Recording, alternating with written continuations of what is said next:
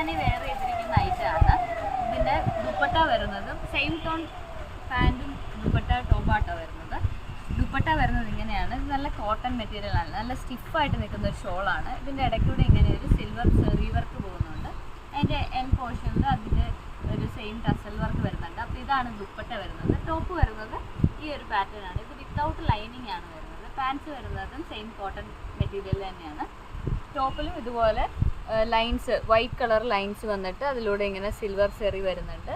Top sleeve എൻഡിലും ഇതുപോലെ പാൻറ്റിൻ്റെ same material വെച്ച് ഒരു ബോർഡർ കൊടുത്തിട്ടുണ്ട്. അപ്പോൾ ഇതാണ് ഫസ്റ്റ് കളർ വരുന്നത്, ഒരു ഓറഞ്ച് ഷെയ്ഡ്. സെക്കൻഡ് കളർ വരുന്നത് ഈ ഒരു ഗ്രീൻ ഷെയ്ഡാണ്. എല്ലാം ലൈറ്റ് ഷെയ്ഡാണ് വരുന്നത്, ഗ്രീൻ ഷെയ്ഡാണ് വരുന്നത്. ഇതുപോലെ നെക്ക് പോർഷനിൽ ഇതുപോലെ ഒരു 3 ഷോ ബട്ടൺ ഒക്കെ കൊടുത്തിട്ടുണ്ട്. പാൻസ് വരുന്നത് കോട്ടൺ മെറ്റീരിയൽ തന്നെ പ്ലെയിൻ പാൻസ് ആണ് വരുന്നത്, സ്ട്രൈറ്റ് പാൻസ് ആണ് വരുന്നത്. അതിൻ്റെ പാൻസിൻ്റെ എൻ പോർഷനിൽ ടോപ്പിൻ്റെ സെയിം മെറ്റീരിയൽ കൊടുത്തിട്ടുണ്ട്. പാൻറ്റിൽ ബാക്ക് പോർഷനിൽ ഇലാസ്റ്റിക്കും ഫ്രണ്ടിൽ ഇതുപോലെ പടി കൊടുത്തിട്ട് ജസ്റ്റ് ഒരു ടൈ ചെയ്യാനായിട്ടൊരു വള്ളി കൊടുത്തിട്ടുണ്ട്. അപ്പോൾ ഇതാണ് second colour, green shade. Third colour വന്നിട്ട് ഈ ഒരു ലൈറ്റ് പിങ്ക് ഷെയ്ഡാണ്. സെയിം പാറ്റേൺ തന്നെയാണ് വരുന്നത്. ദുപ്പട്ട വരുന്നതും സെയിം കളർ, പാൻസ് വരുന്നത്. ലാസ്റ്റ് ഷെയ്ഡ് വന്നിട്ട് ഈ ഒരു യെല്ലോ ഷെയ്ഡാണ്. അപ്പോൾ ഈ 4 കളേഴ്സാണ് അവൈലബിൾ ആയിട്ടുള്ളത്. സൈസ്